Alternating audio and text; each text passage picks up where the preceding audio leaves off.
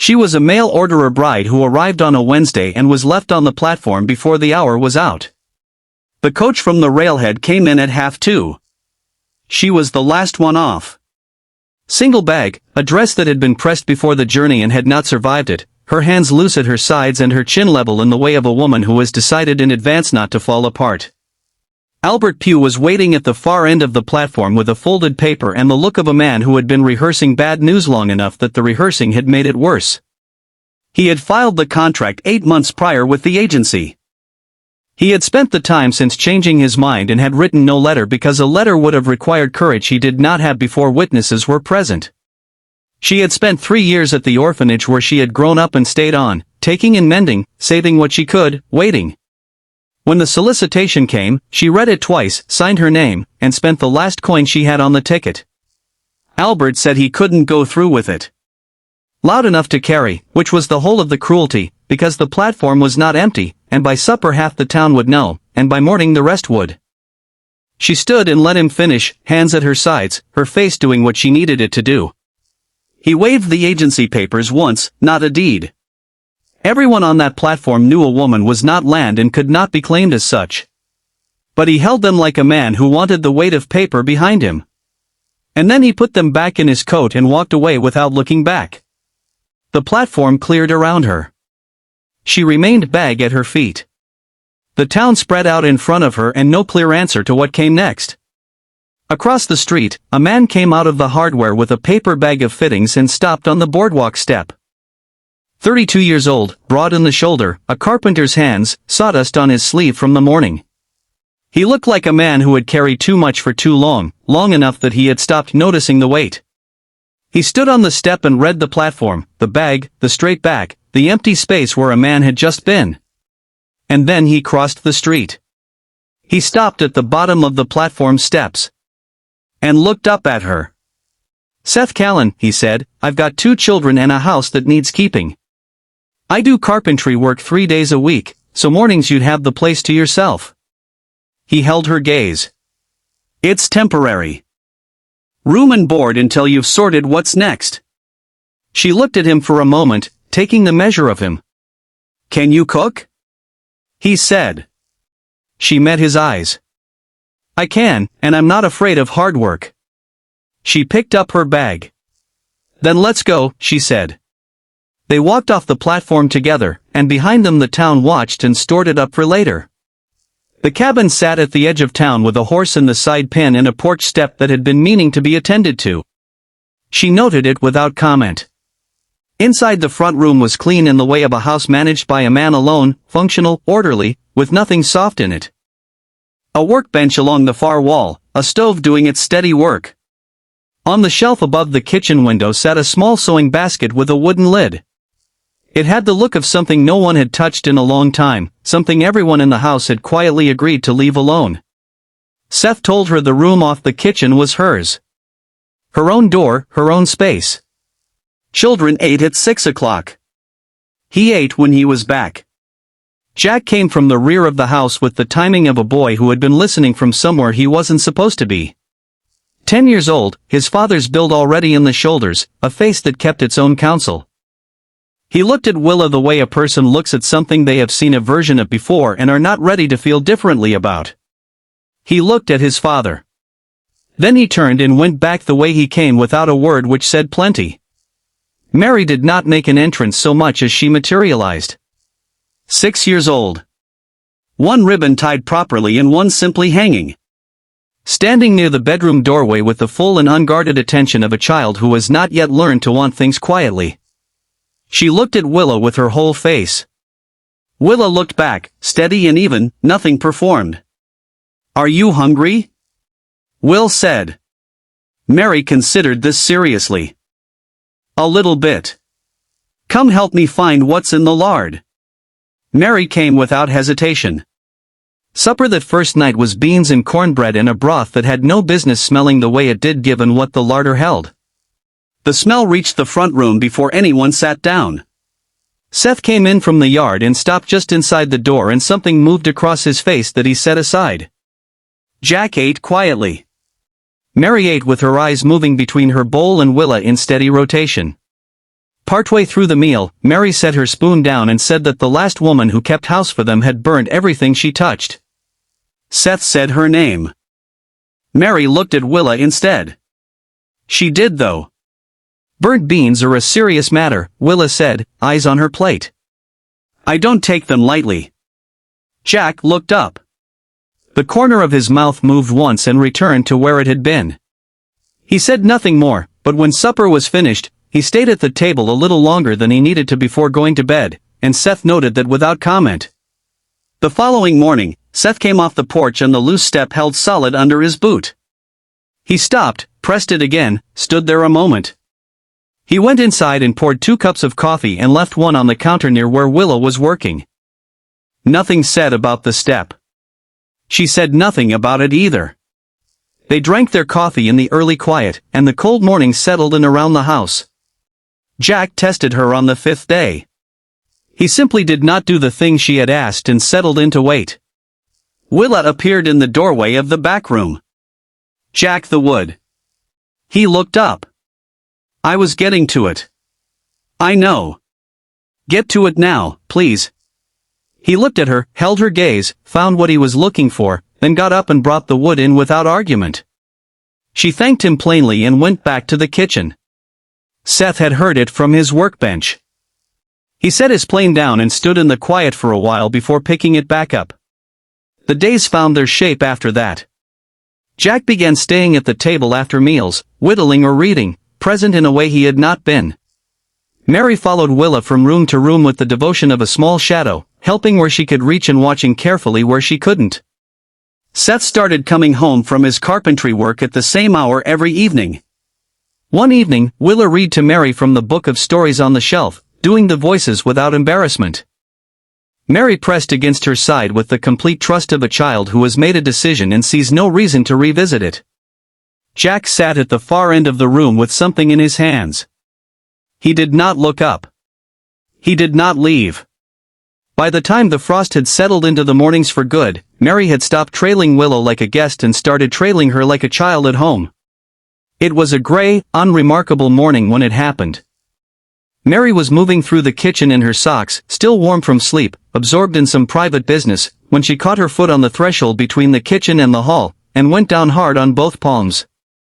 The sound she made was the startled kind, the kind that comes before a child has decided whether this warrants tears. She decided it did. Will came down to the floor with her before the crying had fully started. Took both small hands in hers and looked at the palms and held them warm and steady, not making a fuss, not going anywhere. And Mary, without meaning to say anything at all, said the word that was simply true. Mama, it went into the cabin and did not leave. Willa's hands stayed where they were, one breath, no more, and then she gathered the girl in and held her until the crying ran itself out, calm and certain and giving no outward sign of what the word had done to the room. Seth was in the bedroom doorway. He had heard it. He stood with one hand on the frame and looked at the hallway floor without moving. Something was happening in him, and he kept his eyes away from it. Some things change the moment you look at them straight. At the table, Jack had gone still. 10 years old. He knew exactly what he had heard and exactly what it meant, and something in his face that had been shut a long time was working slowly toward open. Seth went back into his room and sat on the edge of the bed with his hand flat on his knee and stayed there while the morning moved quietly around the house. Abigail Cutler came to stand beside Willa at the general store counter on a Friday afternoon with the warm and practiced manner of a woman delivering concerns she had prepared at home. She spoke about appearances, about what people were saying, about the natural shape a situation found when it was left alone, and the confusion that came from children being given the wrong idea about what an arrangement was. She chose her words the way you choose tools for what they would do. She left without buying anything. Willis set her coins on the counter one at a time and walked home.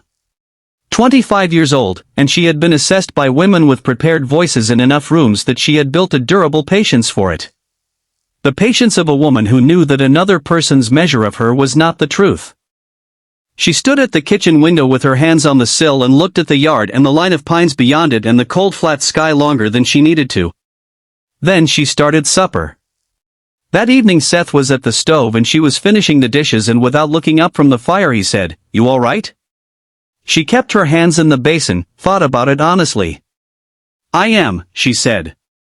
He nodded once at the fire. She went back to the dishes, and the room held its quiet around them both. Nearly a month later, Dale Marsh had no intention of causing trouble. He was at the saloon on a Tuesday evening, talking the way men talk at the end of a long day. Easy, unhurried. He said the Kalin place looked different lately. Smoke at the right hours. The children seemed steadier. That woman from the platform, the one Albert had left standing there in front of half the town. Something about her, Dale said.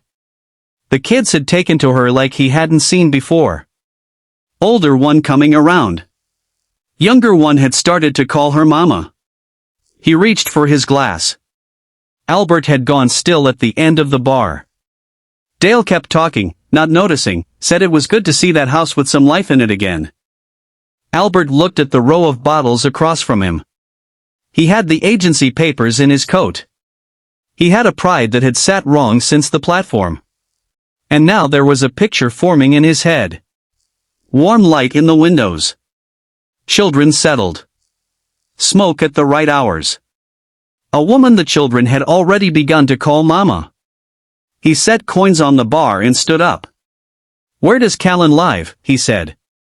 It was a Thursday morning, cold and clear, and Seth and Willow were coming out of the post office together. He had gone to collect a timber notice. She had walked with him because the children were at school and the morning ran that way. When Albert stepped into the middle of the street with the agency papers in his hand and his voice pitched to Carrie. The fare was paid, he said. The contract signed. An obligation didn't dissolve because a woman had found somewhere more comfortable to be. He held the papers up like a deed, though everyone on that street knew what they actually were. Then he used the word his and the street heard it land. Everything slowed. A woman near the dry goods stopped walking. Two men outside the feed store turned. The cold air held everything in place. Willa stood beside Seth. She did not step back. She did not look at Albert. She held herself the way she had held herself on the platform, still straight, not finished, except that this time there was someone standing next to her, and the whole street could see that he had not moved. Seth looked at the papers. He looked at Albert. Then he turned to Willa, his voice low and even. Stay here. Not a command. The way you speak to someone you are coming back to. He walked to the bank. For minutes inside, he came back with money he had kept under the floorboards for 2 years. Everything set aside toward buying back into a proper ranch. The slow and patient work of a man rebuilding from the ground up. He crossed the street and pressed it into Albert's hand and held it there until Albert's fingers closed around it. That settles the fare, the fee, and every excuse you rode in with. His voice was flat and final. It does not buy her. It frees her from you. Now go. Albert looked at the money. He looked at the street looking at him. He looked once at Willa, and whatever he found in her face was not what he had ridden into town for. And then he walked to his horse and rode out, and the cold morning closed behind him. The street held its breath. Seth turned, not to the crowd, to her. She was already looking at him, hands at her sides. The exhaustion she had carried since the platform was gone from her eyes, and something steadier had taken its place. The look of a woman standing on ground that holds. He stood in front of her. The wind came off the hills between them, clean and cold. He had crossed a street before he had decided to. He had left coffee on a counter and made nothing of it. He had just handed 2 years of savings to another man without pause because standing by while she was taken was not something he was able to be. He was not a man who dressed things up finer than they were, and he was not going to start now. I'd like you to stay, he said, as my wife, if that's what you want. She looked at this man, and she took the space that choosing for herself required, and nobody hurried her, and the cold street waited. Yes, she said quietly and completely with nothing held back. That's what I want. He let out a long, slow breath, and his hand found hers and closed around it. Around them the town came back to itself, boots on the boardwalk, a door somewhere opening and falling shut, the wind off the hills steady and clean, and the pale winter sky going on above it all. The wrench would have to wait. For the first time in years, waiting did not feel like losing. Jack was at the table with a short length of wood in his father's smallest plane, working the edge down by feel, the tip of his tongue between his teeth. Mary was on the floor with her rag doll, deep in some matter of considerable importance that did not require adult involvement. From the stove came the smell of something with molasses, a new thing Willa was working out, adjusting as she went. The kind of smell that gets into the walls of a kitchen and stays there for years. The door opened. Cold air and then Seth's boots on the step. The sound of a man who knows his coming home is expected and has stopped taking that for granted. Mary raised the ragdoll briefly in his direction by way of greeting and returned to her business. Jack looked up at his father in the doorway. Then he looked back down at the plane and kept working. The looking had carried something in it that had not been there at the start of things. Seth hung his coat, crossed to the stove, and stood beside Willa and looked at what was on it. She moved the spoon toward him without a word. He tasted it and considered it quietly and without rushing. Then he looked at her. She took the spoon back. "I know," she said. "More molasses."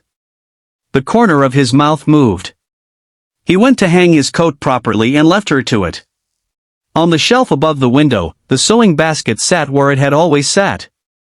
The late light came through the glass and found the wooden lid and rested there warm and still. Outside wind moved through the pines at the edge of the property. The horse shifted in the pen.